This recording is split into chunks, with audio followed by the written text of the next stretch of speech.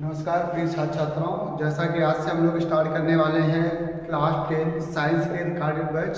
तो आप यूट्यूब पर सर्च करेंगे बिहारी क्लासेस, आपको यहाँ पर साइंस के पूरे नोट्स टॉपिक वाइज मिलते रहेंगे। आप आज से ही बैच आज से यूट्यूब पर जाएंगे और वहाँ पर ये वीडियो देखेंगे तो आपको यहाँ पर रिकॉर्डेड क्लासेस आपको मिलते रहेंगे। आइए देर न करते हुए शुरू करते हैं पहला चैप्टर।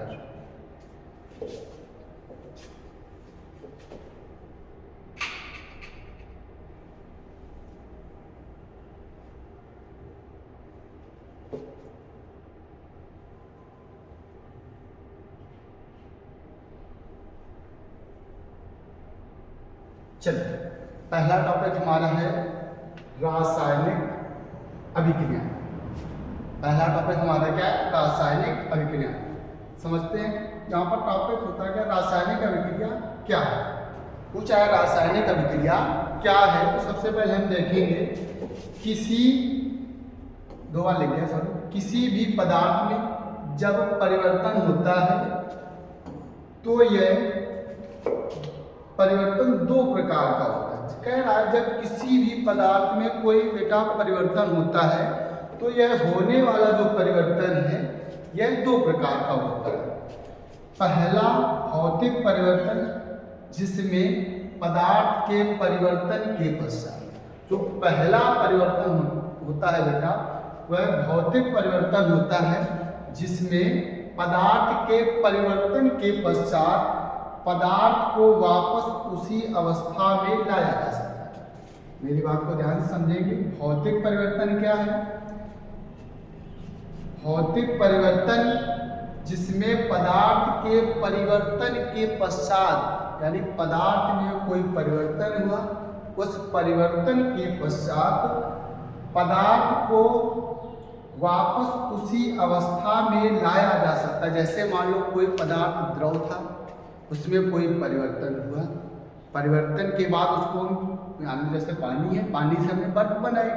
अब बर्फ से हम पुनः पानी को प्राप्त कर लें तो ये क्या कहलाए? भौतिक परिवर्तन। तथा दूसरा रासायनिक परिवर्तन, जिसमें पदार्थ को रासायनिक गुणों में परिवर्तित किया जाता है, उसमें पदार्थ को वापस उसी अवस्था में प्राप्त नहीं किया जा सकता। देखिए, भौतिक परिवर्तन क्या होता है? पदार्थ की प्रारंभिक अवस्था को हम परिवर्तित करेंगे, परंतु उसको हम उसकी प्रारंभिक अवस्था में दोबारा प्राप्त कर लेंगे। लेकिन बेटा रासायनिक परिवर्तन में पदार्थ को हम उसकी प्रारंभिक अवस्था में उसे प्राप्त नहीं कर सकते हैं। आगे देखिए, रासायनिक अभिक्रिया में एक या अधिक पदार्थ आपस में अंतःक्रिया इंटरैक्शन करके परिवर्तित होते हैं। कहने का मतलब ये है रासायनिक अभिक्रिया में एक या एक से अधिक पदार्थ आपस में क्रिया करके परिवर्तित होते हैं और एक या एक से अधिक भिन्न रासायनिक गुण वाले पदार्थ बनाते। कहने का मतलब ये है कि जब दो या दो से अधिक पदार्थ आपस में मिलेंगे तो उससे दो या दो से अधिक ऐसे पदार्थ बनेंगे जो रासायनिक गुणों में भिन्न होंगे, यानी अलग होंगे। किसी रासायनिक अभिक्रिया में भाग लेने वाले पदार्थों को अभिकारक कहते हैं। अभिक्रिया के फलस्वरूप उत्पन्न पदार्थों को उत्पाद कहते हैं। जैसे थोड़ा समझ लें, कह रहा है बेटा कि जैसे मान लो हमने कह दिया H2 प्लस हाफ चेंज होकर ये क्या बन रहा है हमारा? H2। इधर क्या था? हाइड्रोजन। इधर क्या था? हाफ O2 यानी ऑक्सीजन। ये हाफ O2 यानी तो एक O माना जाए तो यहाँ पर क्या बन जाए? जल बन जाएगा। अब ध्यान से देखो, ये क्या है? गैस है। ये भी क्या है? गैस है। इधर बेटा ये क्या बन रहा है? लिक्विड बन रहा है, द्रव बन रहा है। पदार्थ की कितनी अवस्थाएं होती हैं? 3 अवस्थाएं पड़ी होगी, लेकिन 4 होती हैं। होती कौन कौन सी? प्लाज्मा अवस्था होती है, उसको हम लोग करते नहीं। पहली अवस्था क्या होती है? ठोस। दूसरी क्या होती है? द्रव। तीसरी क्या होती है? गैस। अब तीनों को थोड़ा जब आया तो समझ लेते हैं। ठोस में बेटा क्या होते हैं? पदार्थ, परमाणु पदार्थ के जो अणु होते हैं वो थोड़ा बहुत पास होते हैं, ठीक, ठोस कहलाते हैं। द्रव में बेटा क्या होता है? जो परमाणु होते हैं वो थोड़ा इसके अपेक्षा थोड़ा दूर दूर। गैस में बेटा क्या होगा? जो अणु होंगे वो बहुत दूर दूर। ये कहते हैं गैस, ठीक।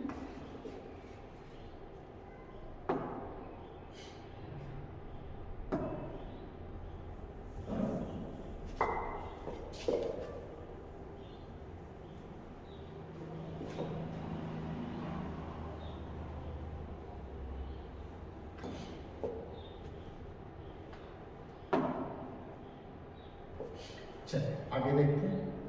कह रहा है, इसी में देख लीजिए एक रिएक्शन दी गई है, ध्यान से देखिए, थोड़ा इसको इधर कर देते हैं, आपको ज़्यादा अच्छे से समझ में आएगा। रिएक्शन दी गई है बेटा 2H2 + O2 चेंज होकर क्या बन रहा है? 2H2। यानी यहाँ पर ये बेटा क्या है? हाइड्रोजन गैस है। यहाँ पर बेटा ये क्या है? हाइड्रोजन गैस है। ये क्या है? ऑक्सीजन है। जब हाइड्रोजन और ऑक्सीजन के अणु या परमाणु मिलते हैं तो क्या बनाते हैं? जल बनाते हैं। क्या बनाते हैं? ध्यान से देखिए, यहाँ पर 2 गैसें मिली, गैसों के मिलने से पानी बन गया यानी जल बन गया। यानी ये क्या हो गया? रासायनिक परिवर्तन हो गया। कैसा हो गया? रासायनिक परिवर्तन हो गया। चले आगे देखते हैं।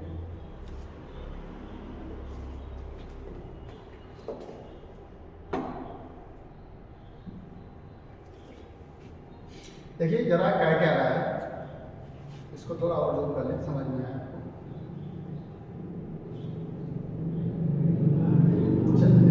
कह रहा है 2H2 + O2 चेंज 2H2। इसमें देखो बन क्या रहा है? कह रहा है यहाँ हाइड्रोजन और ऑक्सीजन एक रासायनिक अभिक्रिया में भाग लेकर एक नए गुणधर्म वाले पदार्थ का निर्माण करते हैं जो जल है यानी H2। दूसरे शब्दों में हम कह सकते हैं कि रासायनिक परिवर्तन को रासायनिक अभिक्रिया भी कहते हैं। कहने का मतलब बेटा इसके ये है कि किसी भी पदार्थ में होने वाले रासायनिक परिवर्तन को ही हम रासायनिक अभिक्रिया कहते हैं। हमारे आसपास ऐसी बहुत सारी वस्तुओं, धातुओं, पदार्थों में परिवर्तनशील क्रियाएं देखने को मिलती हैं जिसे हम रासायनिक अभिक्रिया कहते हैं। आगे देखिए।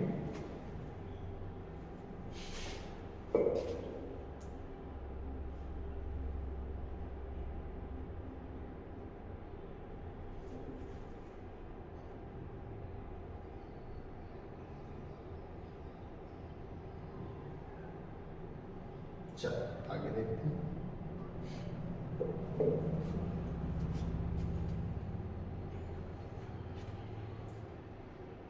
देखिए इसी में हम लोग पढ़ लेते हैं। इसमें थोड़ा टॉपिक छूट गया है, जो छूटा हुआ टॉपिक उसको मैं कवर कराता हूँ। इसमें देखिए विस्थापन शायद छूट गया है, द्विविस्थापन सीधे दे दिया है। तो पहले हम विस्थापन को समझ लेते हैं बेटा, बाद में द्विविस्थापन समझते हैं। पहले हम विस्थापन समझते हैं। विस्थापन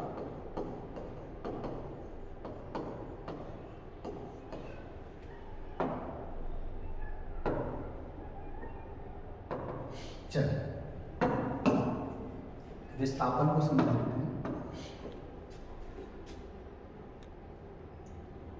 जब किसी अभिक्रिया में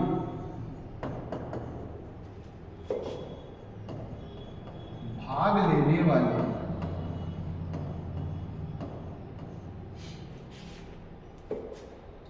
पदार्थों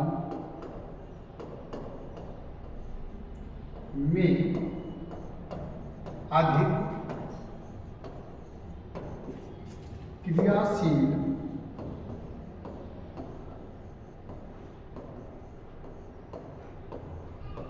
पदार्थ या यौगिक कम क्रियाशील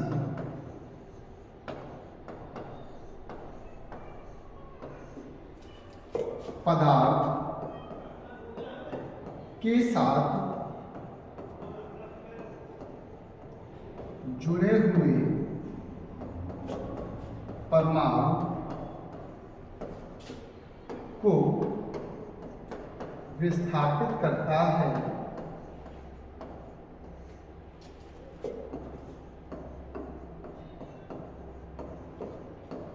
तो उसे विस्थापन अभिक्रिया है।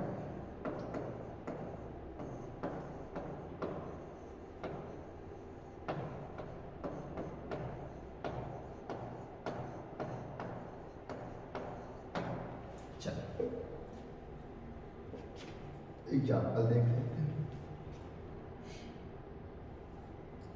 जैसे Zn प्लस H2SO, इसमें देखो बेटा हाइड्रोजन की अपेक्षा जिंक अधिक क्रियाशील है, तो जिंक क्या करेगा, हाइड्रोजन को विस्थापित करेगा, यानी इसको अपने स्थान पर जोड़ लेगा। तो क्या बन जाएगा हमारा ZnSO4 प्लस H2। ठीक, अब यहाँ से देखो थोड़ी मिलती जुलती चीजें आपको यहाँ पर मिलेंगी, थोड़ी मिलती जुलती चीजें आपको यहाँ पर मिलेंगी।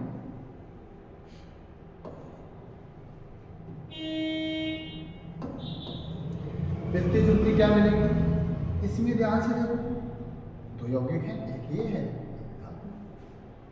अब क्या होगा, जहां पर दो यौगिक होंगे दोनों में परमाणुओं की अदला बदली होगी, वो क्या कहलाएगी, द्विविस्थापन। इसी को हम क्या कहते हैं, विस्थापन या प्रतिस्थापन। क्या कहते हैं, विस्थापन या प्रतिस्थापन। चलो इसको देखते हैं।